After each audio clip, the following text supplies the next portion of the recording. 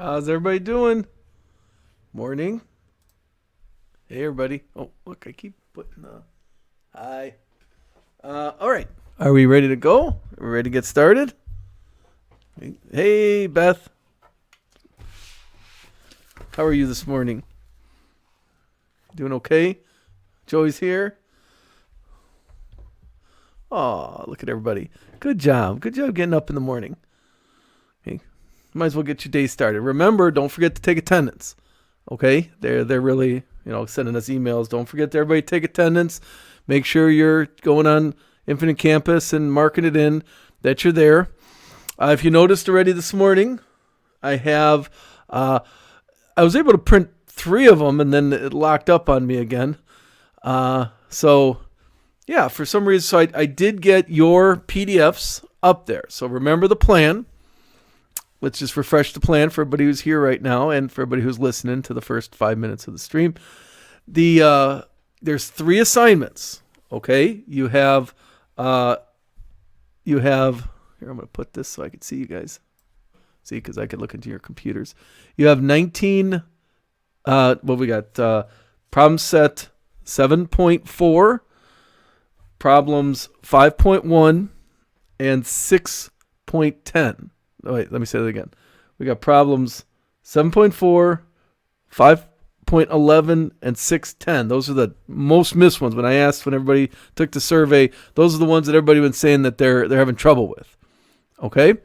So, you could do it on AP Central. You shouldn't have to use that exam lockdown or anything like that. Or I put the PDFs on Schoology. And they're labeled. They're labeled problem 7.4, problem 5.11, 6.10. So those are all labeled. Okay? So you could just do them there. Now, the format's not the best, but you could figure it out. You could do them there, and then you could just email them to me or upload them on Schoology or something like that. And those are all due on Thursday. Okay? So tomorrow we're not getting online. Of course, you still should get up and work on these. We're not getting online tomorrow. I'll let you work through those because this is a lot of work I'm giving you. So I'll let you work through those. And remember, those are the problems that everybody said they were having trouble with. Okay, so you try doing them. And then the ones that you're stuck on, then we'll talk about it on Thursday. Remember, there's no school on Friday. Okay, and that'll cover those, and we'll just do the same thing tomorrow. Not tomorrow. No. Learn tomorrow. Same thing next week for week 3. I have not heard anything, but the longer we are, the more I'm thinking we might not be coming back. We might not be coming back. So all you seniors out there, they're going to send out a survey to see what's the best thing to do for graduation. So look for that. And then the juniors, don't forget juniors, you're still taking an AP or an SAT test. You're going to be taking that. I don't remember what date it was, but the same date as everything. They'll just send you a take-home SAT test just to practice it. But you guys are pretty good at that, so you guys should be okay with that. So those are the things for juniors and seniors coming out. There's going to be a survey for seniors on, what do you want to do about graduation? There's going to be a survey, or not a survey, they're going to send an actual SAT test to you, and then you'll have to take English on one day, math on the next day, just to practice some more. But remember, you could always go on Khan Academy and work on that. Hopefully you guys have been working on that already, because eventually we're all getting back together, and eventually it's going to be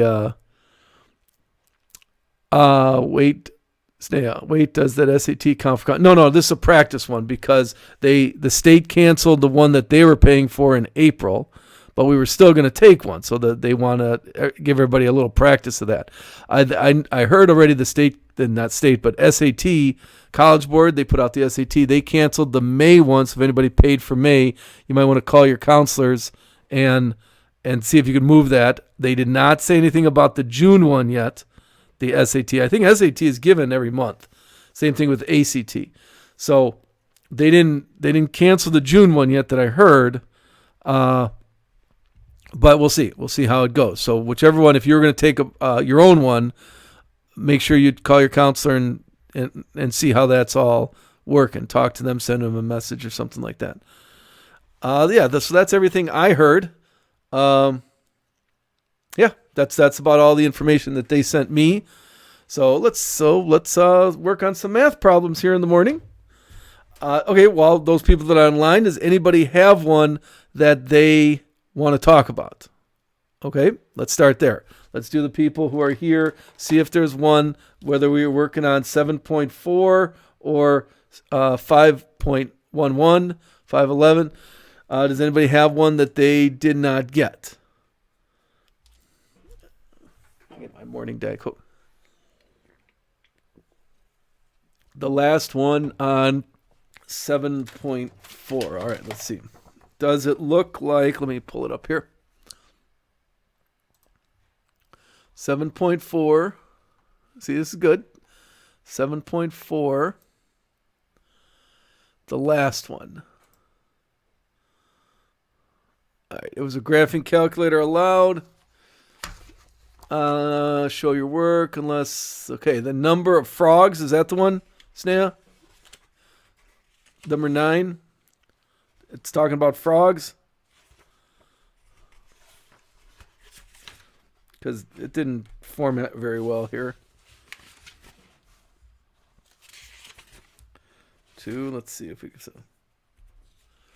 It looked like, yeah, this didn't print when I printed it out. Okay, let's just put this problem up here. Take a look at the computer. Okay, is this the one that we're talking about? I think I have it here. The paper's got all wrinkled. The slope field. Determine, hold on, let's find it. 2, 5, 6, 7. Here we go. 9, and this is the progress. All right, let's put the paper up here.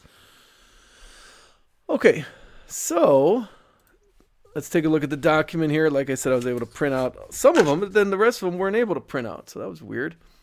And we don't need this right now. All right, so let's talk about this one. The number of frogs living in a pond is a function f that satisfies the differential equation. So there's a differential equation. So right away, you look at this differential equation here, and you're looking at your binder. And what type of differential equation are we talking about? Okay, is this exponential? Is it Newton's law? Or is it logistic? That's your first question you should always think, just to get your mind frame in the right set. Okay, now this is logistic. Take a look. Logistic has the parentheses. It has, the carrying capacity. If you're looking at your binder, these words should make sense to you. And it has this one on the outside. So our formula for logistic, we did, let's go dy dt is equal to ky parentheses m minus y. That's the formula that we used for our logistic. M was called the carrying capacity. Okay, K in this case is 1 over 2,500. Okay, and the number of frogs in the pond at time t is b, where there's a certain amount of frogs there. All right, the slope field, they give you a picture. Sketch the solution to the curve that passes through 0, 25. So let's start that. There's 0, 25. And remember how it works. Remember how slope fields work. They look kind of like this. They start going up, they go up, and then level off. You see what I mean? And we're just trying to follow the slopes here. Slopes are taking you up, but leveling you off. Okay, until it gets to that horizontal asymptote. Where is that horizontal asymptote at? If remember, that's called the carrying capacity. Okay, the carrying capacity is m. So m is 1010. K is a constant. Remember, they're proportion to each other. For example, let's do an Algebra One example. If you're getting paid by the hour, how much money you make is directly proportional to how many hours you work. Okay, for example, if you're getting paid $10 an hour and you work for 5 hours, 10 times 5. The constant, the ratio, the slope, if you want to think of it like that, is K. Okay, so in this case, K is just a constant of the formula. It doesn't mean anything. M is the biggie in the formula. M is the carrying capacity, which we know is 1,010. Okay, now, sketch a solution that passes up top. Okay, if it passes up top, take a look. It goes down from here, down, but it still levels out that way.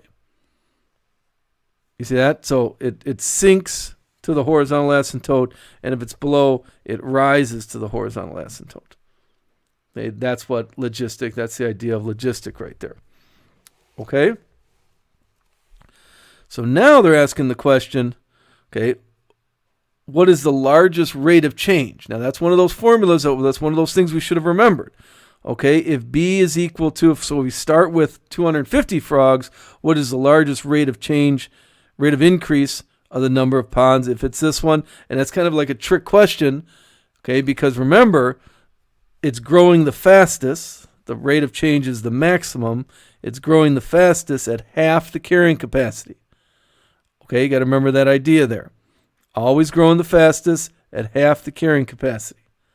And since we know the carrying capacity is 1010, it's growing the fastest at 505.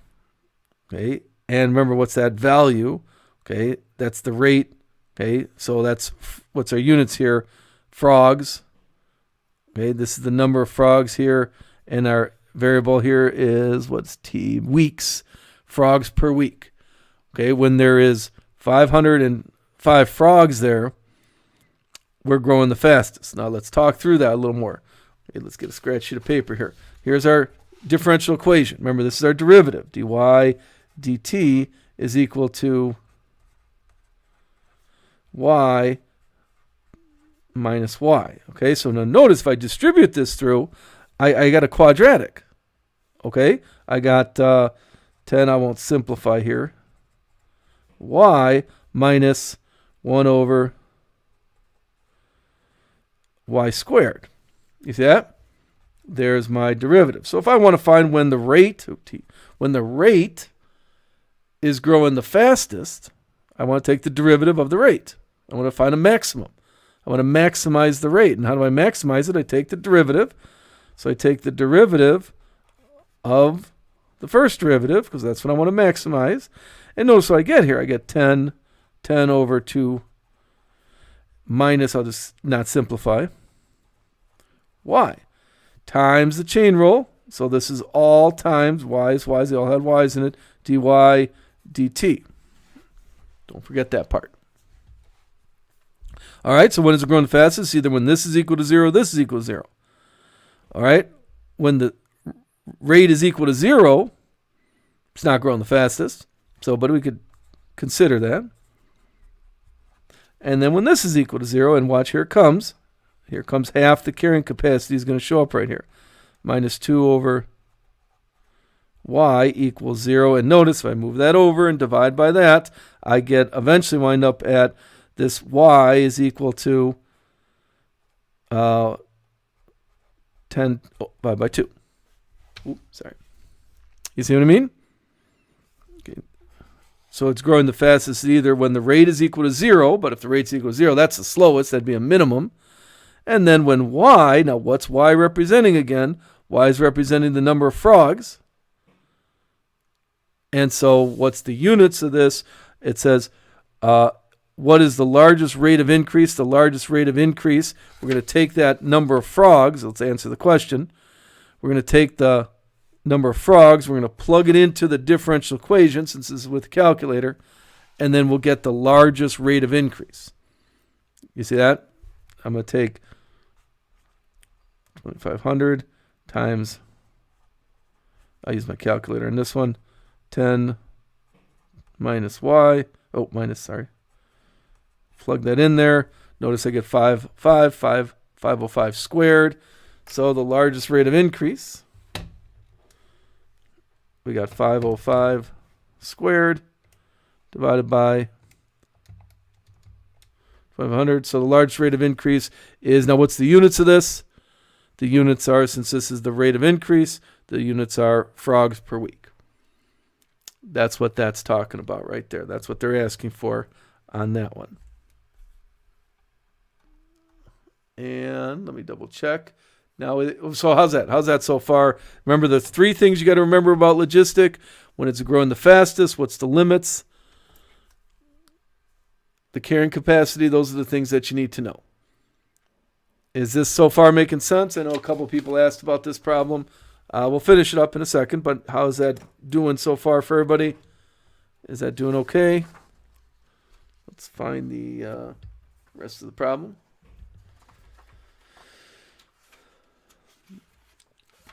Okay, so now it said Euler's method. Is this remembering? Hold on, I want to get the paper up here. Okay, so now we wanted to do Euler's method here. Let b equal 100, use Euler's method, and 2 steps to approximate the value at 4. That's a good example of Euler's method here. We have our derivative, dy dt. Let me write it over again. 1 over y times 10 minus y. And we have our initial condition. Remember Euler's method. You should be at your binder on Euler's method right now. Remember Euler's method. We had made a table. Here's our t. Okay. Well, let's do what values? Yeah, t starting at 0, and here's our y. And there's a 0 at time equals 0. They're saying there is 100 frogs there. That's what b was. B was the initial condition. B is what we're starting with. Okay, and it says do 2 steps of equal size. So we're making it our way to 4 after 4 weeks. Okay, now remember how it works. This is the change in t. We're looking for, that's what Euler's method does, we're looking for the change in y. Okay, is this coming back? Okay, so our change in t is 2. We're solving for change of y when t is equal to 0 and y is equal to 100. So we go here. I'll just show what change in y is what we're looking for. T is equal to 2. 1 over times 100. 10, squeeze it in there, minus 100. So we get a calculator. We got 10 minus 100. That's easy. Times 100. Divided by 2,500. There's our change of y. Okay? So our change of y is positive 36.4. So now we know we have 36.4 frogs. It's a mathematical number. 36.4 frogs after 2 weeks. And we do it again. Okay, so let me give a little more room here. Change in y over 2 again is equal to, notice they said the same steps, so that's why dt is staying the same, but notice y and t are not staying the same. If there's a t in the problem, we're putting 2. If there's a y in the problem, we're putting 136.4. So there we go. There's another y, so we're putting 136.4, parentheses, minus 136.4, just to do it again. And let's see what we get as an answer. Okay. Oh, who said? Did I forget to multiply by 2? Oh, I thought I did that. Did I answer divided by? Oh, yeah. I didn't cross multiply. Good catch. Times 2. So we're going to change that. 72.8. Yeah, I forgot to cross multiply there. So then we're putting 172.8 in there. 172.8. Okay, so I'll go take that answer. I'll go divide it by 2,500. And then I'll times it by parentheses 110 minus 172.8. And then I'll remember to multiply by 2. And that change in y is 48.75. How'd I do? How's that math? Did I make? Everybody check my math. And I add that to my previous one, 172.8. And that gets me to 21.55 frogs.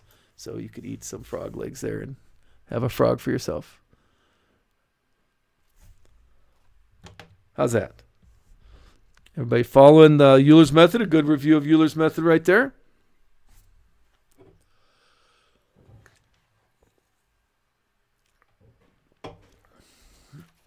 Okay. And then let's just finish the problem. Now it said we had another logistic equation. Hold on, let me find the problem. Here we go. Determine whether the approximation found is an underestimation or an overestimation of the number of frogs. All right.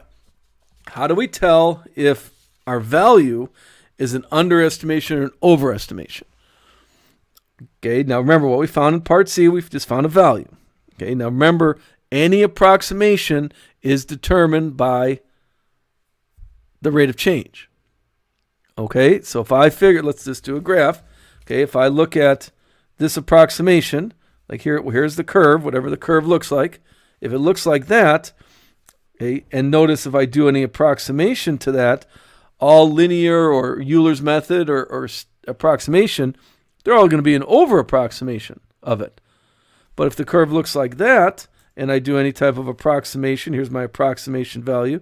If I do any type of approximation, that's going to be an underestimation. It's the concavity that says if it's an over approximation or under approximation. So we have to look at the concavity of it. Does that make sense? Okay, at 4 weeks, let's see what the concavity is at 4 weeks. Okay. Wait, did it say 4 weeks? Determine whether the approximation found in part C is an number of frogs. And, we did our approximation at our given at 0. So let's plug in. So we plug in 0 to 4, anything between 0 and 4.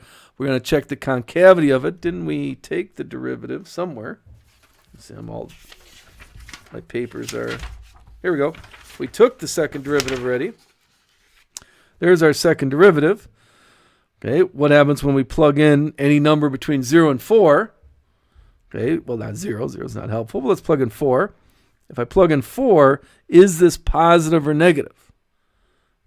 Okay, when I plug in 4. Well, let's take a look. 16, 4, well, this number is way bigger than this number, so I have a positive number. You see, any number between 0 and 4 I plug in there is going to be positive, so the concave up. Oh, can't see it. Concave up. So my approximation, okay, and that's my justification for it. Okay, determine the approximation found. If it's concave up, my approximation is an under approximation, and my justification is since between 0 and 4, y, or the function, what do we talk? What's the name of our function? F of x, f of t is concave up. The second derivative is positive. Remember, those are synonyms. And therefore, must be an underestimation. Well, we were looking for, we used the derivative.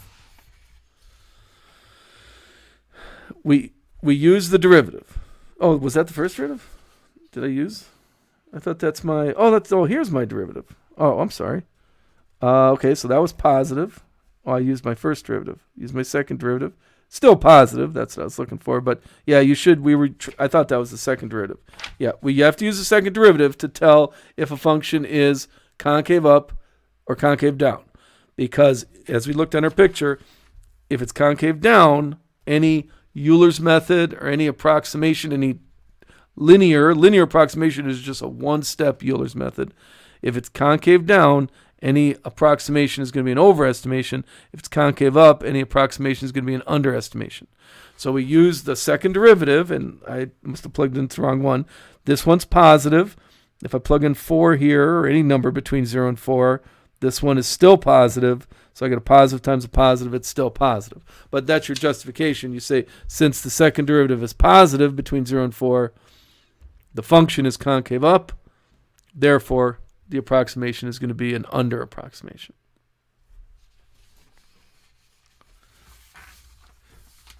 That was a good problem.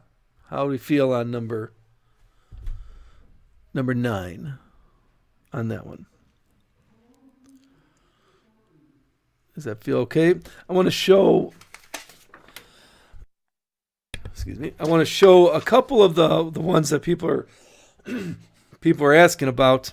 Let's move to the PDF's up there, but let's put this problem underneath to begin with. Let me see if I can pull it up. Oh, excuse me. Let's see if I can pull it up here. Take a look at an example of these problems that people were asking about. Let's do number 2. All right, it says it's just straightforward integral. See if people remember this type of problem. Okay, take a look. Do you remember how to integrate something like this? And the key when you look at it is the numerator is a higher degree than the denominator. Okay? When the numerator is a higher degree than the denominator, that's when we have to do long division or synthetic division or whatever you want to call it. Okay, you got to do long division or synthetic division or something like that. This is problem set 610. If you're following along, but take a look at that problem. You have to do long division. Refresh your memory. You have to go x squared minus x minus 5 divided by x plus 2. That's what we're trying to do. So look at the first things right there. What do I need to make it? I need an x. X times x is x squared. X times 2 is positive 2x. Now here comes the part that everybody always misses. Don't forget, for long division, you have to subtract. You should find this. This is under, in your binders. In your binders, this is under just algebra for integration. And we did long division right there. And don't forget I have to subtract it. Some people like distributing and change the signs. X squared minus x squared is gone. Negative x minus 2x is negative 3x. Drop the 5 down and continue from there. Okay, so let's do it again. What do I have to multiply x by to make negative 3x? I need negative 3. Negative 3 times x is negative 3x. Negative 3 times 2, negative 6. Don't forget to subtract. Negative 3, I forgot minus sign. Minus negative 3 is 0. Negative 5 minus negative 6 is positive 1. Okay, so now what did that just do? That changed the integral. Okay, that just made the integral. This is the integral from 1 to 2 of x minus 3 plus 1 over x plus 2 dx. There's the remainder. I write the remainder as a fraction. And here was the quotient that I just found. Let's talk through it one more time. If I see, I always look at, remember this falls in your binder, this falls under partial fractions. It falls under just algebra of integration. And we always check, is the numerator a higher degree than the denominator? If the numerator is equal to or higher, you cannot do partial fractions. You have to simplify it to get it down to that point. So that's what 6.10 is talking about. We'll do a couple other examples. So I do long division, and then I say what? Look at the first terms, the x and the x squared. What do I have to do to x to make x squared? I need to multiply by x. So I do that. I distribute it through everything. Don't forget you have to subtract. So what x squared minus x squared is gone. That's how you know you're doing it right. Negative x minus 2x is negative 3x. Copy everything else down and try it again. What do I have to do to negative 3x? What do I have to do to x to make negative 3x? I need to multiply by a negative 3. So I did that. And don't forget to subtract. So then there's your remainder. Now what that did is that made the integral easier to deal with. Let's do the integral now. Okay, the integral of x is x squared over 2. Integral of 3x. Okay, plus, what's the integral of that? Natural log absolute value of x plus 2. Don't forget we're still evaluating from 2 to 3. It made a really easy integral. So we plug in 2. Let's see what the answer is. I'm just going to go right to the natural log because take a look. I plug in 2. I get natural log of 4 minus, I plug in 1, I get natural log of 3. How do we deal with that? That's natural log of 4/3. Right? Remember properties of natural log. And therefore the answer has to be A. But let's just check to make sure. I plug in 2 here. I get 2 minus 6. And I plug in 1. I get 1/2 minus 3. You see what I mean? I get negative 4 minus negative 2.5. Oh, look, that's negative 3/2. That was right. But remember, there's no multiple choice this year. But we want to practice that idea. Did that work for everybody? Do you remember that? Reviewing here. Nobody say anything, so you're either all logged off already or you get it. There is, let's check. Well, there's 19 people watching. You may not be in front of your computer, but there's still 19 people streaming to stream. Okay, if no one said anything, let's try another type of problem like that. Remember, we're just going through, this is 610, and it's online. Now let's try another one of one that you had to do completing the square. Okay, remember completing the square. Let's take this one over here, for example, number 3. Okay, number 3, if you can't see it, okay, number 3, write a little bigger. Number 3, you want the integral, the antiderivative of x squared minus 2x plus 2. And now you're like, okay, well, no, that's not, I cannot factor the bottom. That's your first thing. You come across something like this, you're like, hey, can I factor the denominator? I can't factor the denominator. So you're like, well, what should I do here? Okay, this is a completing the square one, and I'll show you why we want to do that. Look at your choices of your answer on number 3. Okay, your choices are, the answers are like arctangent, arcsecant, natural log, okay, stuff like that. Okay, so let's see what happens here. If I complete the square, I got 1 over x squared minus 2x. What do I need to complete the square? Remember the rules. I take this bottom number, divide by 2, so I'm at negative 1, and I square it. So the completed square is plus 1. Now, what do I have to work with? I had plus 2 to work with, so there's an extra plus 1 right there. But that's the perfect square. And hopefully people remember completing the square. If not, I mean, just look up a video on completing the square. Go on Khan Academy. So look what I got now. I redid this problem, and now hopefully it's pretty straightforward. X minus 1 squared plus 1. And let's take one extra step. What if I made that u?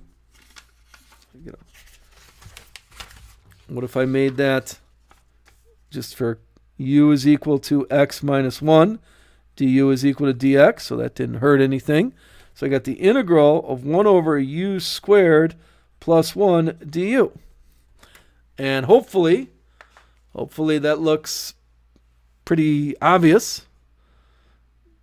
You see that? That's going to be an arctangent one. And so take a look at the arctangent choice. Do you remember your arctangent? Let me put it over here. This was the integral of 1 over u squared plus 1 du, where u is equal to x minus 1. Remember, this is how arctangent was. This is 1 over a arctangent of u over a plus c. That was our formula. A in this case was 1. Not because this is a 1, it's what's squared. So 1 squared u over 1, that's e. That's an arctangent one. Remember that? We'll do one more here just to practice. So, and then you should be following along because this is what your assignment is. Let's practice this one. Here's another completing the square. How do I know this is a completing the square? Because I try u substitution first. And I'm looking at u substitution. I'm like, all right, well, that bottom is not going to be very helpful for me. You see that? So I have to go, okay, well, let's see what we got. Now, first of all, that minus sign is bothering me. You don't want the completing the square where that first number is minus. Okay, so we're going to take that negative out. We're just working with the bottom. And I got x squared plus 4x minus, I'm going to leave a little space there, minus 12. You see, I'm going to deal with that negative. Now, why do we have to worry about that? Because remember, arc sine, the formula for arc sine, I'll write it here, remember, was the integral of 1 over a squared minus u squared. So, of course, the completing of the square, the perfect square, is going to be negative. You see, so that's where that negative is going to come in. I'll show you in a second. All right, how to complete the square? I got my 4. I take my 4. Divide by 2 is 2. Squared is 4. So I need a plus 4 and a minus 4. I'll show that step. This just so I don't change the problem. I add 4, I subtract 4. Let me group these things together. Okay, x squared plus 4x plus 4. And then I got, we do an extra parenthesis there, minus, and now I have negative 4, I got 16, minus 16 right there. Remember, if you're watching this later, you can always pause the video and try these yourself, and then come back to it. We distribute the negative through, the bottom looks like this then. Okay? The bottom is the integral 8 over square root of 16 minus x plus 2 squared. Let's take a look at that. Did you follow all that? Let me talk through it one more time. I'm working on the bottom here. I'm completing the square inside the square root, so everything's going to stay there. All right, so I ignored the negative for the beginning. When you want to complete the square, the x squared cannot be negative. Okay, so I ignored that. I did completing the square inside, so I needed a plus 4, so I plus 4 and minus 4, so I don't change the problem any. I combined all the minuses, and everything left over is minus 16, and there's my perfect square. So then I distribute the negative through to the 16 becomes positive, and this is minus. Okay, now we're ready for our integration. Okay, we're ready to do the problem. So what do we got here? We got the integral, that 8, doesn't matter. And we got a, so in this case, a is equal to 4. We have u is equal to x plus 2. Oh, lucky us, du is equal to dx. There's no chain rule to deal with there. du. And so we got the 8 from the top. Now remember the formula, if you're looking at it right now in your binder, the formula is arc sine. No 1 over a. Arc sine didn't have a 1 over a in it.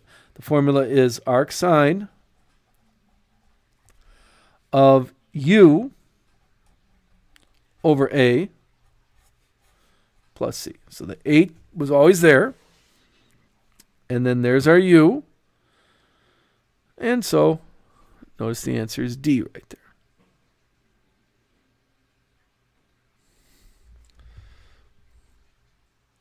All right, what do you think there? You feeling good there? Okay, so let's stop here. Let's go back here.